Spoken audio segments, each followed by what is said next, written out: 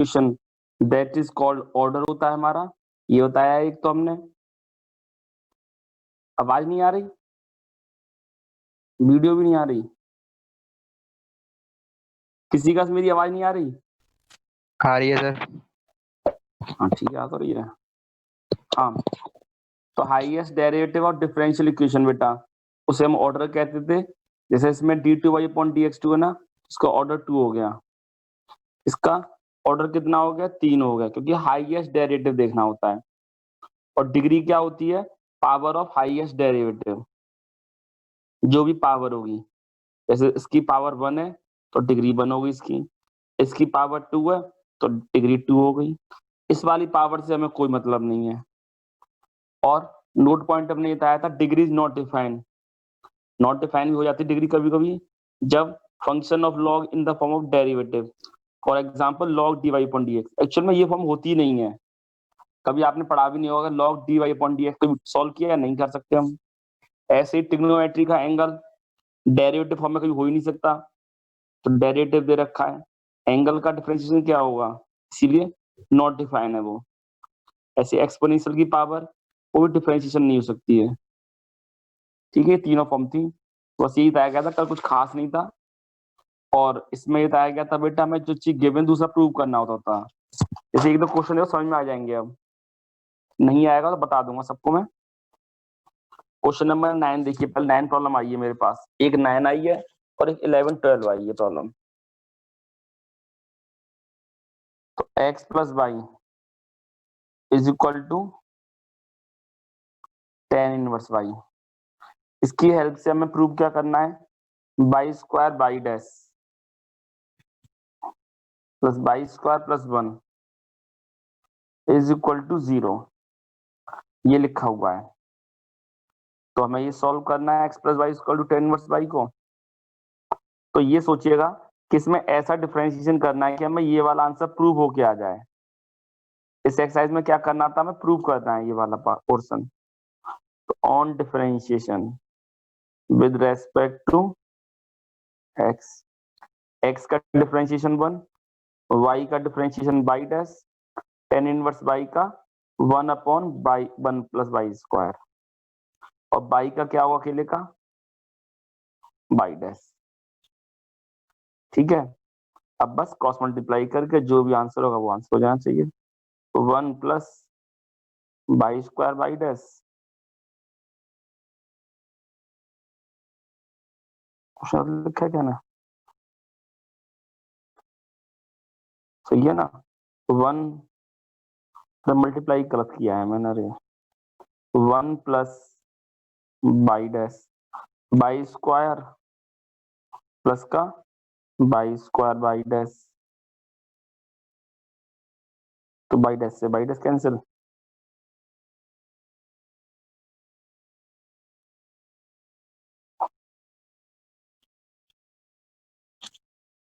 ये प्रूव्ड हो गया। हमें क्या करना था बेटा, ये क्वेश्चन है x plus y equal to tan inverse y दे रखा था, और प्रूव करके लाना था y square y dash plus y square plus 1 equal to 0। तो पहले मैंने इसका डिफरेंशिएशन किया, बता रहा हूँ बेटा। तो 1 प्लस वाई डैश हो गया टेन इनवर्स वाई का 1 अपॉन 1 प्लस बाई स्क्वायर, और बाई का डिफरेंशिएशन क्या होता है, बाई डैश। फिर मैंने दोनों का क्रॉस मल्टीप्लाई कर दिया है, तो 1 plus by dash by square plus y square y dash, cut करके सीधा सीधा आंसर आ गया था। अब क्वेश्चन नंबर 8 देखिए, क्वेश्चन नंबर 8 में क्या करना है।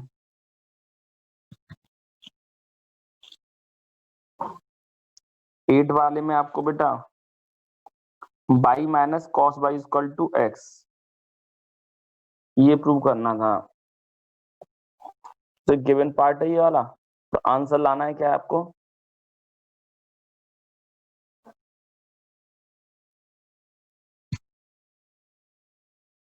Y sine y plus cos y plus x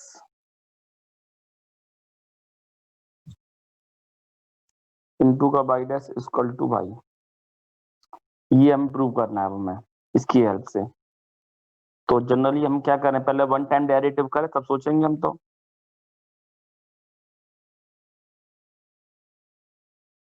तो बाई का डिफरेंशिएशन बाई डैश, ठीक है। कॉस बाई का बेटा माइनस साइन बाई होता है, और बाई का ओनली का बाई डैश फिर दोबारा से आ जाएगा। तो कॉस बाई का माइनस साइन बाई, फिर बाई का बाई डैश, एक्स का 1 हो गया। अब जरा हम देखें, हमें जरूरत क्या था, बाई डैश तो कॉमन आ रहा है, 1 प्लस साइन बाई मिल रहा है हमें, और इधर ओनली इधर इक्वल में बाई में 1 मिल रहा है, और जरूरत क्या है हमें इधर इक्वल में बाई। आप ये देखो, हमारा आंसर निकल के ये आ रहा है और हमें जरूरत इसकी है। तो मैं ऐसा क्या करूं, कुछ कंडीशन तो बराबर करूं पहले, आरएचएस तो या एलएचएस कुछ तो बराबर करूं मैं। एक तरीके से क्या कमी रह गई, ये 1 है और जरूरत यहाँ बाई की है, on multiply by both side. तो by dash y sine by dash equal to by. तो भाई बाई की वैल्यू क्या है हमारे पास, आप देख सकते हैं यहाँ पर।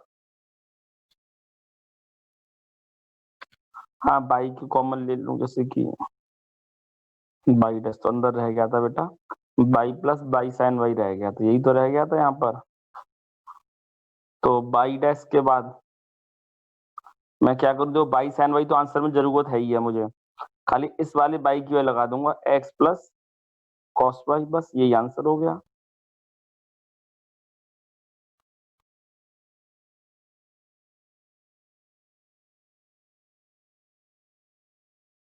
ये आंसर आ गया,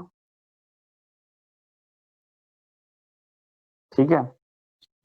तो y minus cos y equal to x था, तो हमने on differentiation with respect to x, तो by dash plus sine by dash equal to 1 था, on multiply by both side, तो बाई डैश प्लस का y sine by dash is equal to y हो गया था। बाई का multiply क्यों किया, क्योंकि हमें आरएचएस में बाई की जरूरत पड़ रही थी। फिर कॉमन लेके देखा मैंने सिंपली बस कि बाई की वैल्यू देनी थी, बाई की वैल्यू लग गई, एक्स प्लस कॉस बाई से सीधा आंसर हो गया। ठीक है, खत्म क्वेश्चन सबके। तो बस अब 11 और 12 बताने मुझे, और कोई क्वेश्चन तो नहीं पूछना किसी को बेटा।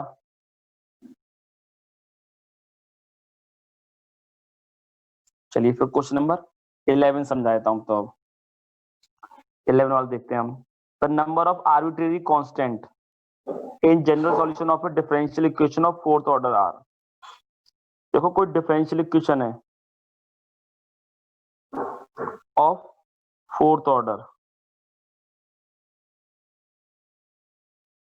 उसमें कितने आर्बिट्रेरी कांस्टेंट हो सकते हैं, ये पूछना चाह रहा है।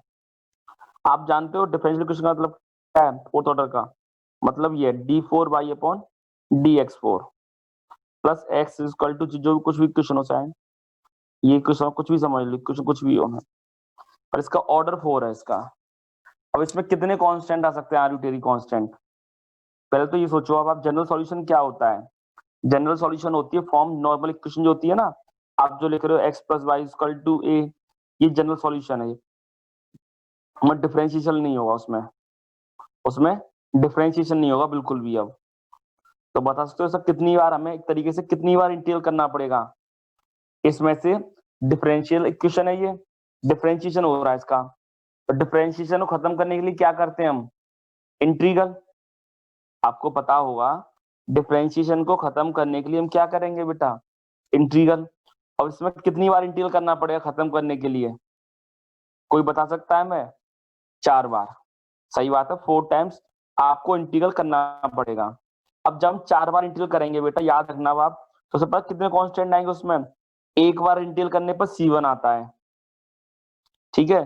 दूसरी इंटीग्रल करूंगा C2 आएगा, फिर C3 आएगा, फिर C4 आएगा।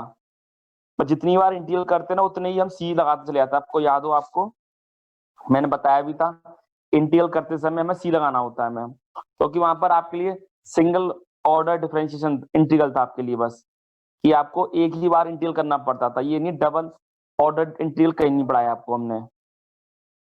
तो 4 बार इंटीग्रल करना पड़ेगा, मतलब कि इसका में उसमें 4 आर्बिट्रेरी कांस्टेंट आ जाएंगे। तो इसलिए सो आंसर क्या हो गया, only 4 which is D option. एक बार और समझाता हूं मैं। हमें डिफरेंशियल इक्वेशन दे रखी है फोर्थ ऑर्डर की, d4y/dx4। अब इसमें ये पूछना चाह रहा है कितने इसमें आर्बिट्रेरी कांस्टेंट, आर्बिट्रेरी समझ रहे हो, अपनी इच्छा से अपने मन से लेते नहीं, तो फिजिक्स में भी तो लेते होगे आप लोग, कुछ लोग, कि आर्बिट्रेरी कांस्टेंट भी ए एंड बी कुछ भी मान लेते हैं हम। ऐसे ही यहाँ पर है बेटा, इसमें 4 ऑर्डर की डिफरेंशियल इक्वेशन है, तो हमें डिफरेंशियल इक्वेशन खत्म करना है। जनरल सॉल्यूशन बनाने के लिए क्या होना चाहिए, उसमें से डिफरेंशिएशन बचा हुआ नहीं होना चाहिए बिल्कुल भी। तो खत्म करने के लिए डिफरेंशिएशन को हमें उल्टा, डिफरेंशिएशन का उल्टा क्या होता है, इंटीग्रल। तो 4 बार इंटीग्रल करना पड़ेगा, और 4 बार इंटीग्रल करने के बाद ये आ जाएगा, आंसर इज 4। ठीक है बेटा, 4 आर्बिट्रेरी कांस्टेंट आएंगे उसमें। ठीक है, चलिए क्वेश्चन नंबर 12।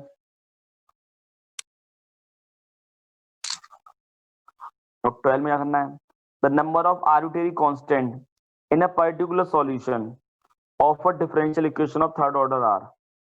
अच्छा, आप जानते हो पर्टिकुलर सॉल्यूशन जनरल सॉल्यूशन में अंतर क्या होता है। जैसे आपने किसी भी क्वेश्चन का, देखो आपको बताऊं जरा मैं, एक ये क्वेश्चन है, जैसे आपने लिखा हुआ है ना, x प्लस प्लस का x प्लस 1 = 0, कुछ भी लिखा हुआ हो, ठीक है, ये सब क्या है, हमारा जनरल सॉल्यूशन एक तरीके से। और इसमें, अरे नहीं नहीं कुछ और बता रहा हूँ मैं, एक्स डी किया आपने, ये आ गया x² + 2 + c, ये क्या है, जनरल सॉल्यूशन है। किसका 1 ऑर्डर था, इसमें एक ही आर्बिट्रेरी कांस्टेंट लिया गया था।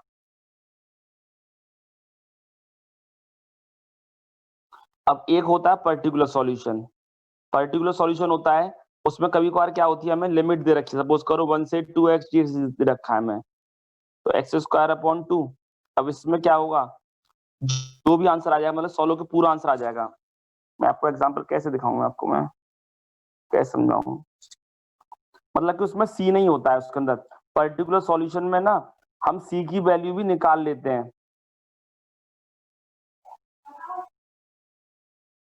We have to put the value of c. अभी मैं जैसे 9.4 के बाद समझाऊंगा, 4, 5, 6 में ये पर्टिकुलर सॉल्यूशन भी निकालेंगे हम। तो उसमें क्या होगा, पर्टिकुलर सॉल्यूशन ऑलवेज 0 होते हैं। Number of arbitrary constant in particular solution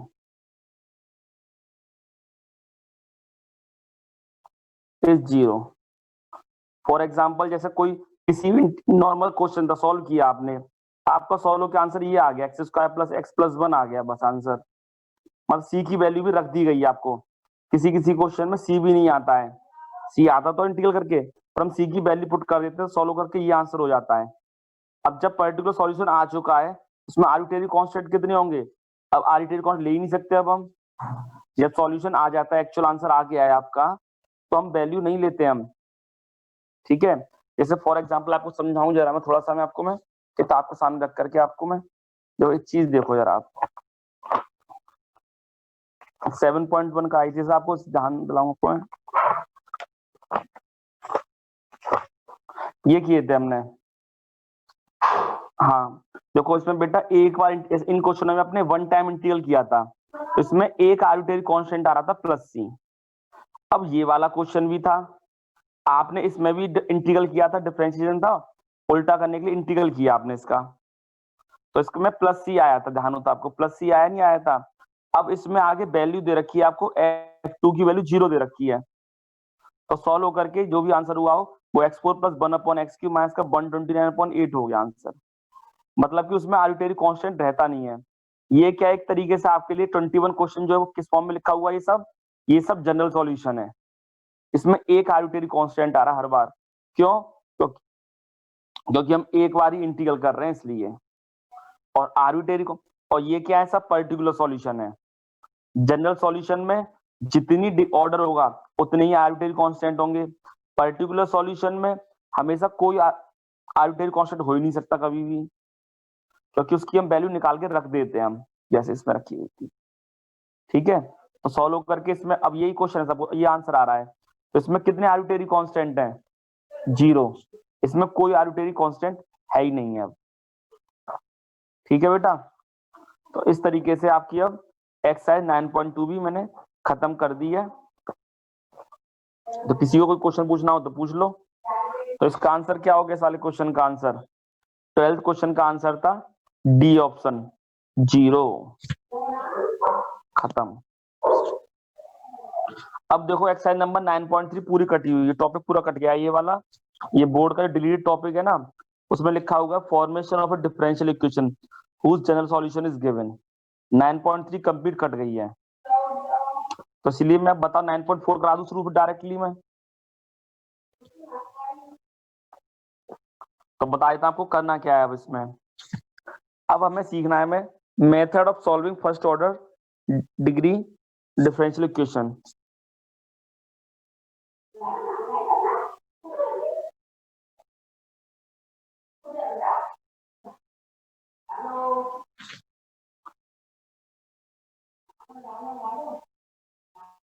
first order first degree differential equation, ये क्वेश्चन है। हमें इनको सीखना है कि एक ऑर्डर के जो डिफरेंशियल इक्वेशन है उसको हम खत्म कैसे करेंगे अब हम। तो मैं कल भी बताया था ने 9.4 में क्या है हमारा मेथड ऑफ सेपरेशन। 9.3 कट गई है बेटा, इसलिए नहीं कराई मैंने। ठीक है ना, मतलब कि x और y को हमें सेपरेट करना होता है। 9.5 है हमारी होमोजीनियस,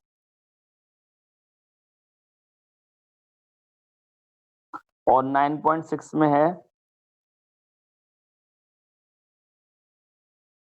इसको ये भी कहते हैं लीनियर डिफरेंशियल इक्वेशन भी कहते हैं लीनियर। ये इसमें दो फॉर्म होती है 9.6 में। एक फॉर्म होती है हमारी dx upon dy plus px equal to q। ये वाला टॉपिक कटा है बस, ये वाला टॉपिक आ रहा है, मतलब कि नाम मात्र का टॉपिक कटा है बस। तो हमें 9.4 पूरी करानी है मुझे, 9.5 पूरी करानी है, 9.6 में कुछ क्वेश्चन कटे हैं बस, तो वो बता दूंगा। तो हम अभी बात कर रहे हैं मेथड ऑफ सेपरेट, सबसे सिंपल मेथड है ये, इस सेपरेट करके हम डायरेक्टली इंटीग्रल कर सकते हैं हम।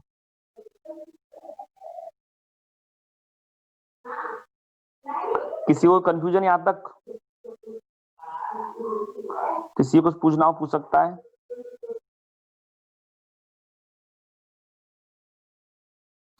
देखिए बेटा, तो 9.4 में क्या करेंगे अब हम। तो पहले हम समझते हैं मेथड सेपरेशन का मतलब क्या है। एक क्वेश्चन कर दिखाता हूं आपको मैं, तो आप देख लीजिए इसमें क्या कह रहा है। पहले लैंग्वेज पढ़ रहा हूं, 9.4 निकाली है मैंने। For each of the following differential equation in question number 1 to 10 find क्या करवा रहा है वो हमसे, फाइंड द जनरल सॉल्यूशन।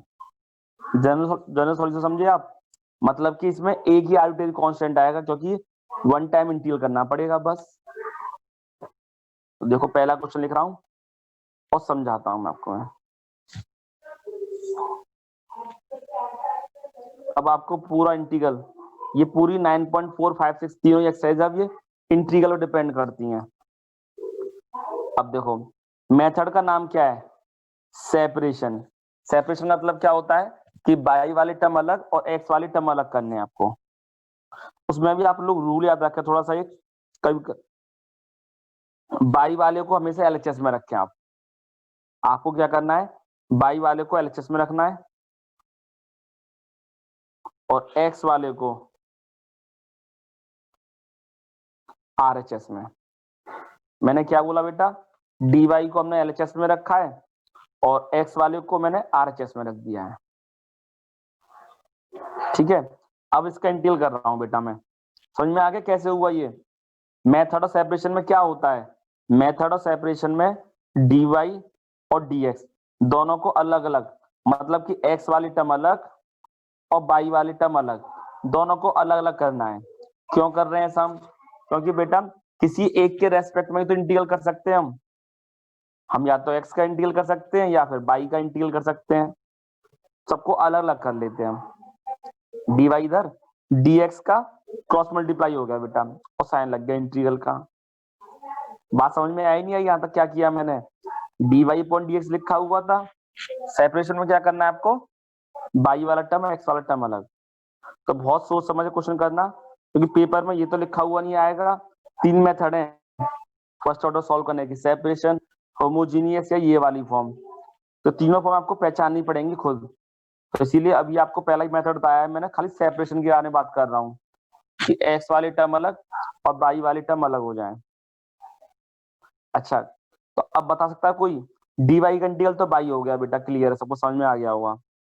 अब 1 माइनस कॉस एक्स का क्या फॉर्मूला होता है, डायरेक्ट इंटीग्रल हो नहीं सकता इसका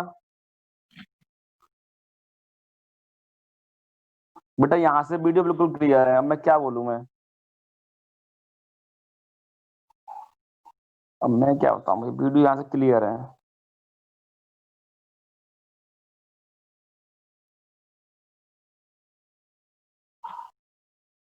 किसी और को वीडियो खराब आ रही हो तो बोल दो जरा। नहीं सर, क्लियर आ रही है। यहाँ सब क्लियर है बेटा। देखिएगा, तो ये डी वाई का इंटीग्रल क्या होता है, बाई हो गया। और 1 माइनस कॉस एक्स का फॉर्मूला क्या होता है आपको बताया गया है। 1 माइनस कॉस एक्स का फॉर्मूला होता है बेटा 2 साइन स्क्वायर एक्स बाई 2। आपने पढ़ा हुआ होगा, जब माइनस आता है तो साइन लगाते हैं हम,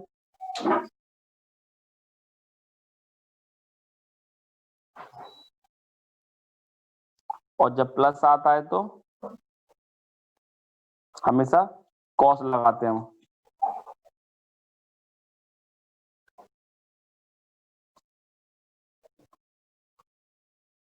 ठीक है, तो 2 से 2 कट गया। अब sine square upon cos square क्या होता है बेटा, टेन स्क्वायर एक्स बाई 2। ठीक है बेटा, टेन स्क्वायर एक्स बाई 2, ये इंटीग्रल हो गया हमारा। ठीक है, तो अब क्या कर सकते हैं अब हम, तो टेन स्क्वायर एक्स बाई 2 में क्या होगा, sec square x by 2 minus 1। इसको ही ब्रेक कर लिए, बाई तो चल ही रहा है। अब इसका इंटीग्रल कैसे करेंगे आप, टेन एक्स बाई 2 और एक्स बाई 2 क्या होता है, नीचे आके उसका डिफरेंशिएशन कर दिया, माइनस एक्स प्लस सी। तो आंसर निकल क्या है इसका, by equal to,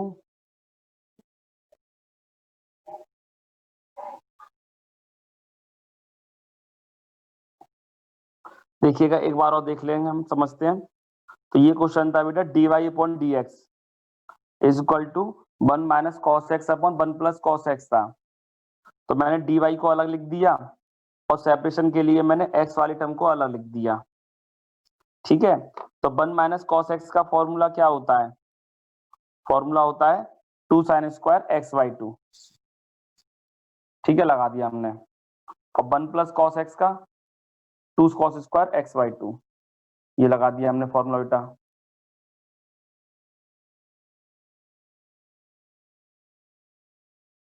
to cos square x by 2 बेटा हो गया था। तो 2 से 2 कट गया, टेन स्क्वायर एक्स बाई 2 आ गया था। अब 10 के लिए क्या कर सकते हैं अब हम, sec square x by 2 minus 1। Tan square का फॉर्मूला क्या होता है, सेक स्क्वायर थीटा माइनस 1, और सेक स्क्वायर का इंटीग्रल क्या होता है, टेन थीटा। अब नीचे आके उसका डिफरेंशिएशन कर, जिसको एक्स मानते हैं हम। तो ये आंसर हो गया। ये कैसा सॉल्यूशन है, ये जनरल सॉल्यूशन है। ये मैंने आपको क्या बताया है, जनरल सॉल्यूशन। इसमें याद रखना एक बात आप हमेशा, कि जैसे बाई वाली टर्म को आपको एलएचएस में रखना है, एक्स वाली टर्म को आरएचएस में, डीएक्स को मतलब कि डीएक्स को आरएचएस में, डीवाई को एलएचएस में। और जो आर्बिट्रेरी कांस्टेंट लगाते हैं ना हम सी, वो हमेशा डीएक्स में लगाना। आपको अपना बुक से आंसर मैच करना है तो सी में लगाइए, आप याद रखिए आप हमेशा, नहीं तो अदरवाइज आपका आंसर गलत मिलेगा। और एक और बात है इसमें, अगर सपोज करो सब आंसर लॉग में आ रहे हैं, बाई का आंसर भी लॉग में आ रहा है, ये भी आंसर लॉग में आ रहा है, सब आंसर लॉग में आ रहे हैं ना, तो कांस्टेंट को भी लॉग में ले लिया करो आप। क्वेश्चन आएगा बता दूंगा इस चीज को ऐसे में। ठीक है, चलिए आगे बढ़ते हैं हम। क्वेश्चन नंबर 2 है बेटा, d y upon d x is equal to क्या है, अंडर रूट में 4 माइनस बाई स्क्वायर। ये क्वेश्चन है। अब इसमें क्या कर सकते हैं, कोई बता सकता है? मैंने यही तो कहा था अभी, सर बाई y वाले को टर्म को नीचे ले आओ डिवाइड में √4 माइनस एक्स स्क्वायर को। ठीक है, मैंने बताया था dy वाले टर्म को LHS में और dx वाले टर्म को RHS में, ये रखते हैं हम। तो वही हमने इसके करने के लिए हमने क्या किया, dy upon √4 minus y square बेटा इज इक्वल टू में क्या रह गया, dx। अब इसका क्या करूंगा मैं, इंटीग्रल कर दूंगा मैं। तो इसका इंटीग्रल क्या होता है बेटा, मालूम है किसी को फॉर्मूला क्या होता है, साइन इनवर्स बाई अपॉन 2 और dx का इंटीग्रल x प्लस सी, ठीक है ना। तो ये फॉर्मूला होता है dx upon √a² minus x square का आपने चैप्टर में फॉर्मूला पढ़ाया गया था, sine inverse x upon a plus c. तो वही फॉर्मूला यूज किया है मैंने यहाँ पर, साइन इनवर्स बाई अपॉन 2 और x वाले में कांस्टेंट लगाना है, एक ही कांस्टेंट लगेगा क्योंकि बेटा एक ही बार तो इंटीग्रल कर रहे हैं हम, कर तो सॉल्व कर ली। वैसे तो ये आंसर सही है आपका आंसर, हो सकता है बुक में आंसर पीछे ना आ रहा हो, ये शायद बुक में आंसर ये आ रहा होगा। फिर तो साइन इनवर्स को ट्रांसफर कर देंगे साइन एक्स प्लस सी, तो y equal to 2 sine x plus c. वैसे आंसर ऊपर भी सही था, ये भी सही आंसर, क्योंकि कभी बार सोच लेते जनरल सॉल्यूशन जो होता है ना, बाई की वैल्यू निकालनी होती है, इसलिए बाई की वैल्यू निकाल के छोड़ दिया उसने। क्लियर है सबको? बताओ बेटा, किसी को कंफ्यूजन हो तो बोलो आप, तभी समझाऊंगा उस हिसाब से मैं, और आप नहीं बोलोगे तो मैं तो आगे बढ़ता हुआ चला जाऊंगा। नो क्या, नो समझ में आ गया कि नहीं आया, ये बताओ। चलो अब आगे क्वेश्चन नंबर 3 भी,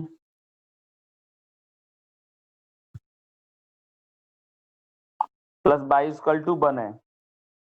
अब इसमें फिर हमें क्या करना है, मेथड ऑफ सेपरेशन, बाई वाले टर्म एक तरफ और एक्स वाले टर्म एक तरफ, ये तरीका है हमारा सॉल्व करने का। तो क्या करूं मैं, dy अपॉन dx equal to 1 minus y हो जाएगा इधर आकर के, मैंने ट्रांसफर कर दिया, ठीक है। अब बाई वाले टर्म को नीचे ले जाऊंगा पूरे को मैं, इक्वल टू dx हो गया। LHS में ये तो बताया था मैंने, LHS में dy है और RHS में dx है। अब इंटीग्रल हो जाएगा इसका, तो dy upon 1 minus by, linear equation है बेटा ये, इसका इंटीग्रल कितना होगा, log 1 माइनस बाई, और नीचे आकर के जिसको आप x मानते हो ना, उसका नीचे लीनियर इक्वेशन का डिफरेंशिएशन करना होता है। तो इसका डिफरेंशिएशन कितना होगा बेटा, -1 dx का इंटीग्रल x प्लस सी, तो ये भी -x माइनस सी,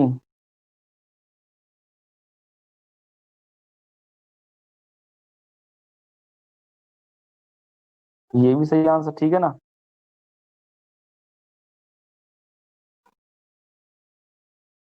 वन माइनस का e की power -x minus c, y की वैल्यू निकाल दी आपके लिए, कंफ्यूजन ना हो तो माइनस बाई की वैल्यू निकाल ली बेटा, प्लस बाई कर लिया, अब बाई की वैल्यू निकाल ली है, ठीक है। ये भी आंसर सही है। और चाहो तो आप यहाँ पर e की पावर माइनस सी को ना कांस्टेंट डालो नया,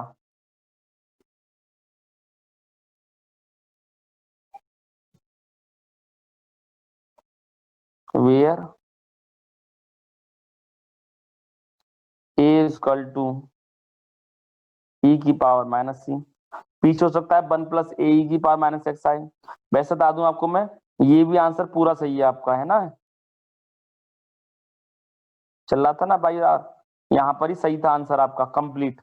हमें क्योंकि बाई की वैल्यू निकालनी थी, हमने क्या किया पहले, एक्स वाली टर्म को एक तरफ करने के लिए, बाई के टर्म को एक तरफ करने के लिए 1 माइनस बाई अपॉन में ले गया, एक्स इधर ले गया मैं।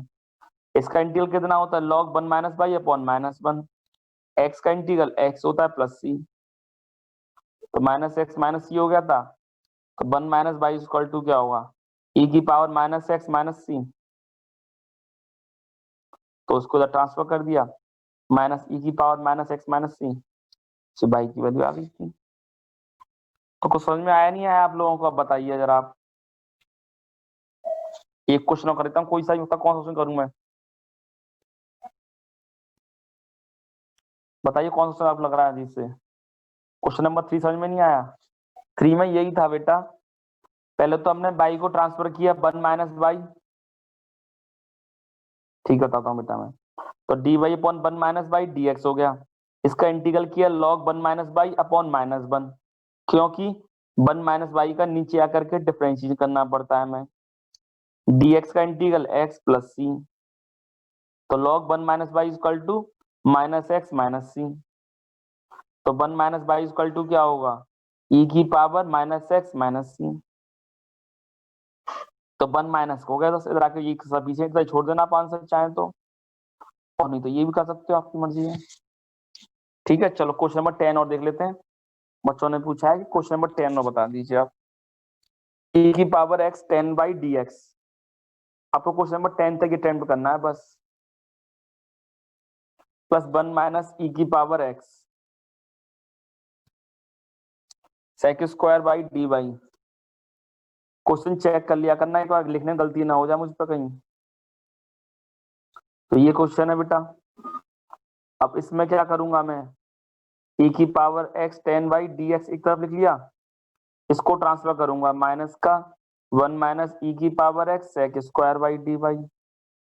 अब इसको लिख सकता हूं मैं, तो ई की power x 10 y d x minus का अंदर मल्टीप्लाई कर दूंगा ई की पावर एक्स माइनस 1। अब मैंने एक बात कही थी, एलएचएस में बाई वाले टर्म लिखा करो, आरएचएस में एक्स वाला टर्म लिखा करो। तो कैसे लिखेंगे इसी को, तो पहले सॉल्व कर लो चाहे। ई की power x d x upon e की पावर एक्स माइनस 1, तो इधर क्या रह जाएगा, sec square y d y upon 10 y. चाहे इसको उल्टा लिख लो फिर दोबारा से।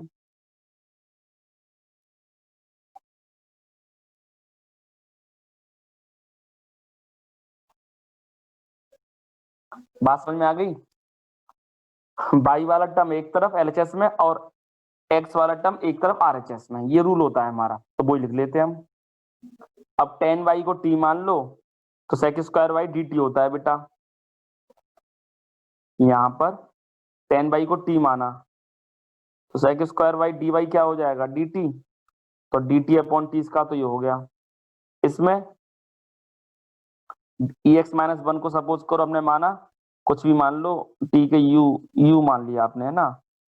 तो ई की power x d x equal to क्या हो जाएगा, डी यू। लगा दो उसका भी formula, d u upon you.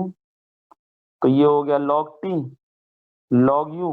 अब इसमें लॉग लॉग आगे दोनों तरफ इंटीग्रल करने पे आपने ध्यान दिया, तो इसमें इंटीग्रल कांस्टेंट भी कर लूंगा लॉग सी। अब टी की वैल्यू पुट कर दूंगा बेटा। टी की वैल्यू क्या है हमारे पास यहाँ पर 10 वाई, इसमें ई की power x minus 1,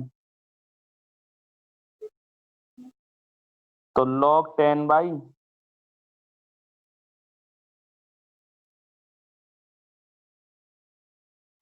anti log से लॉग कट जाएगा, बस छोड़ देंगे हम, इतना ही बहुत है।